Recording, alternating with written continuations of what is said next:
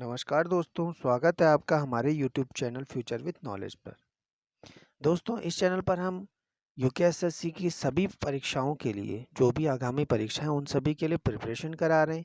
इसमें उत्तराखंड पुलिस, बंदी रक्षक, फॉरेस्ट गार्ड और पटवारी लेखपाल आदि एग्जाम है। और इसी क्रम में हमने दोस्तों उत्तराखंड परीक्षा वाणी सीरीज का आज हम दूसरा अध्याय करने जा रहे हैं, जो निम्न है। उत्तराखंड की मिट्टी, कृषि, पशुपालन और सिंचाई। तो फैक्ट को स्टार्ट करते हैं दोस्तों, आज के सेशन को हम स्टार्ट करते हैं। तो पहला फैक्ट, टर्सरी मिट्टी शिवालिक की पहाड़ियों और दून घाटियों में पाई जाती है। क्वार्ज मिट्टी नैनीताल के भीमताल क्षेत्र में पाई जाती है। इसे ज्वालामुखी मिट्टी नैनीताल जिले के भीमताल क्षेत्र में पाई जाती है। तो नैनीताल के भीमताल वाला जो क्षेत्र है, इस क्षेत्र में दो प्रकार की मिट्टी पाई जा रही है। एक तो क्वार्ज मिट्टी पाई जा रही है, दूसरी ज्वालामुखी मिट्टी पाई जा रही है। अगला फैक्ट देखते हैं, भूरी लाल मिट्टी, भूरी लाल या पीली मिट्टी, ये तीनों मिट्टियां नैनीताल, मसूरी और चकराता में पाई जाती हैं। उच्चतम पर्वतीय छिछली मिट्टी कम वर्षा वाले उच्च पहाड़ी भागों में पाई जाती है। इसका मतलब ये है कि अगर जो भी हमारे उच्च पहाड़ी क्षेत्र है वहाँ पर कम वर्षा पाई जाती है, और वहाँ पर मिट्टी जो पाई जाती है वो होती है छिछली मिट्टी।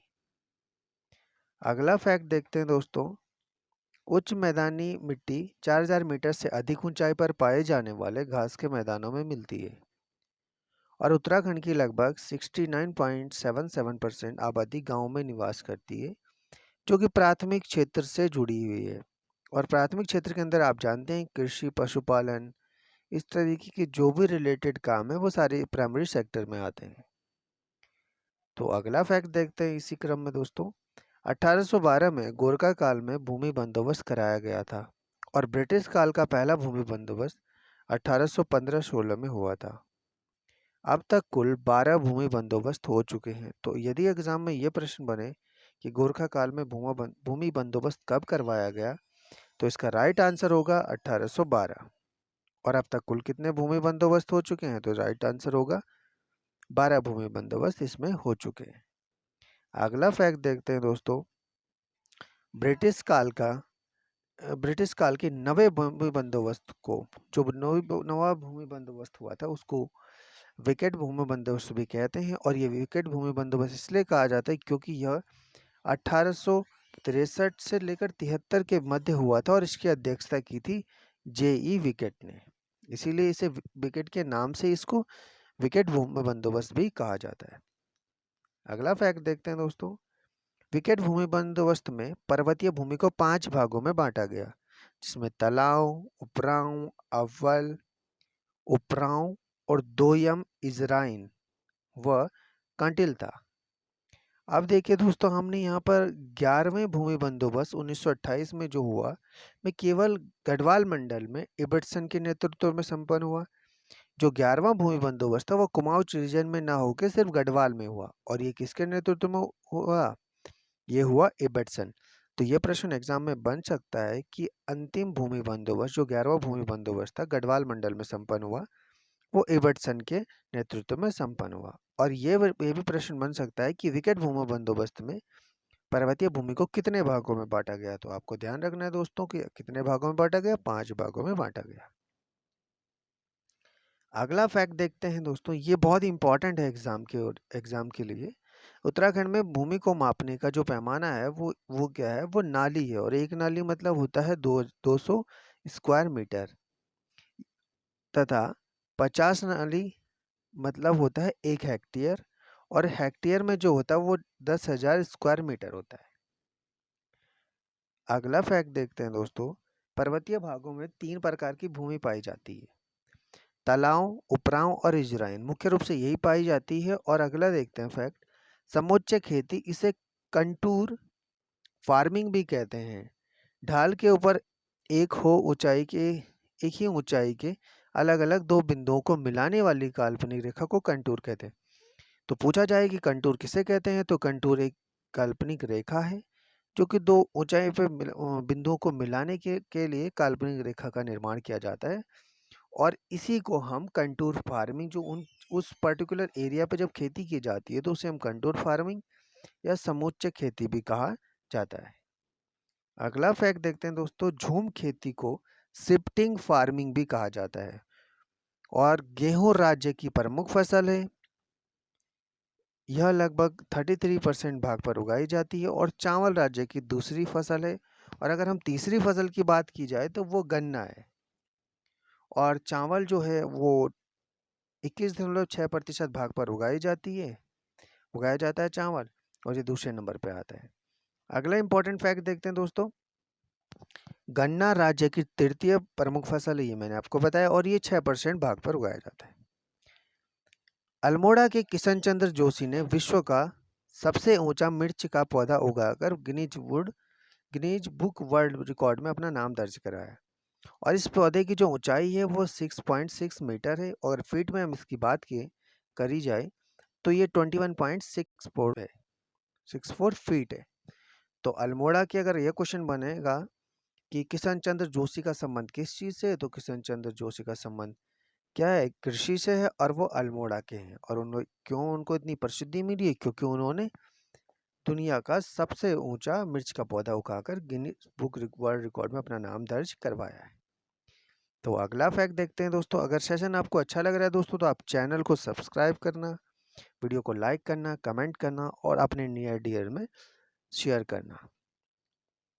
इस चैनल का उद्देश्य दोस्तों सिर्फ और सिर्फ इतना है कि जो लोग कोचिंग अफोर्ड नहीं कर सकते या जिनको जो बेसिक से स्टार्ट कर रहे हैं, उनको हम बेसिक से जितने भी यूकेएसएससी के एग्ज़ाम हैं उनके लिए प्रिपरेशन कराएं, और उनको सेलेक्ट होने में हम जितना भी अपना कंट्रीब्यूट दे सकते हैं शिक्षा के माध्यम से वो हम दें।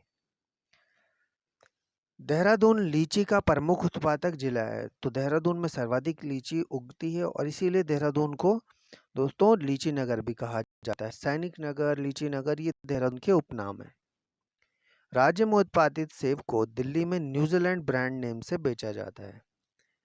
और राज्य में सर्वप्रथम बेलाडोना की खेती 1903 में कुमाऊं क्षेत्र में शुरू की गई। ये प्रश्न बन चुका है किसी एग्जाम में कि बेलाडोना की खेती 1903 में कहाँ शुरू की गई, तो यह था इसका राइट आंसर था कुमाऊं गढ़वाल में।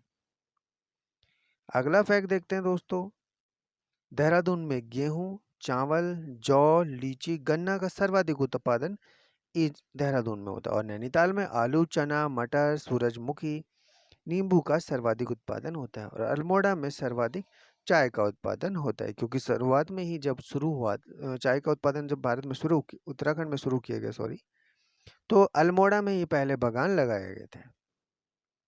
अगला फैक्ट, अब फैक्ट हम दोस्तों पूरे सॉल्यूशन कर चुके हैं, तो अब हम यहाँ पर जो देखने वाले हैं दोस्तों वो देखेंगे हम मोस्ट इंपॉर्टेंट क्वेश्चन जो इनसे रिलेटेड बन सकते हैं। तो पहला प्रश्न देखते हैं दोस्तों, लीची नगर का उपनाम है, तो लीची नगर देहरादून का उपनाम है। और उत्तराखंड की प्रमुख फसल कौन सी है, तो उत्तराखंड की 3 प्रमुख फसलें हैं, वो क्रमशः ऐसी हैं, गेहूं, चावल और गन्ना। अगला प्रश्न देखते हैं दोस्तों, और अगले प्रश्न देखने से पहले अगर आपने चैनल को सब्सक्राइब नहीं किया तो चैनल को सब्सक्राइब कर दीजिए, लाइक करना वीडियो को, कमेंट करना, और अपने जो भी आपका फ्रेंड सर्कल है या जो प्रिपरेशन कर रहे हैं कॉम्पिटिटिव एग्ज़ाम की, उनको आप लिंक को शेयर करें जी। यह आपकी हमें एक मोटिवेशन है आपकी तरफ से कि हम जितना अच्छा कंटेंट हम आपके लिए बना पाएँ वो हम आपको प्रोवाइड करा पाएंगे।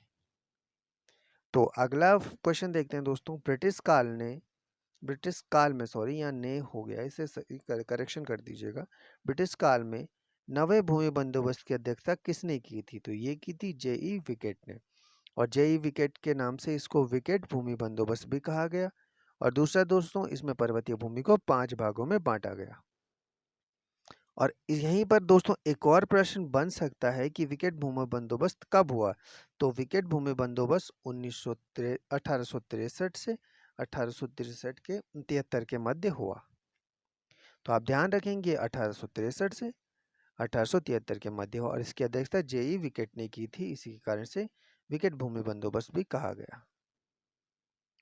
और इसका दूसरा एक और फैक्ट है दोस्तों, इसमें जो जिसके नाम पे जमीन होती थी यानी जो खातेदार था भूमि का, उसका एक लेखा जोखा भी लिखा जाने लगा, जैसे खसरा, खतौनी, ये वहाँ पर बनने शुरू हो गए थे जब विकेट भूमि बंदोबस्त हुआ। उत्तराखंड की कितनी आबादी गांव में निवास करती है, तो उत्तराखंड की 69.77% आबादी गाँव में निवास करती है। एक तरीके से हम बोला जाए तो एक ग्रामीण राज्य है, मतलब यहाँ गाँव से जुड़े गाँव यहाँ ज़्यादा हैं कंपैरेटिवली सिटीज़ के। तो लास्ट प्रश्न है दोस्तों इस सीरीज का, आज का प्रश्न नंबर 5, उत्तराखंड कुमाऊं में बेलाडोना की खेती कब शुरू की गई? तो बेलाडोना की खेती कुमाऊं में जो उत्तराखंड के अंदर है की गई 1903 में। दोस्तों इसका भी दूसरा पार्ट भी हम जल्दी अपलोड करेंगे।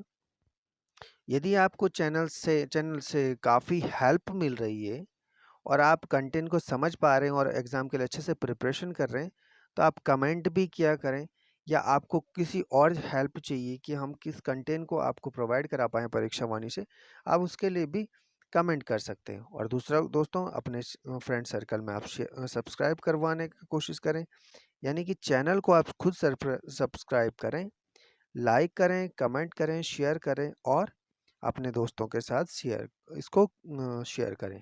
थैंक यू दोस्तों।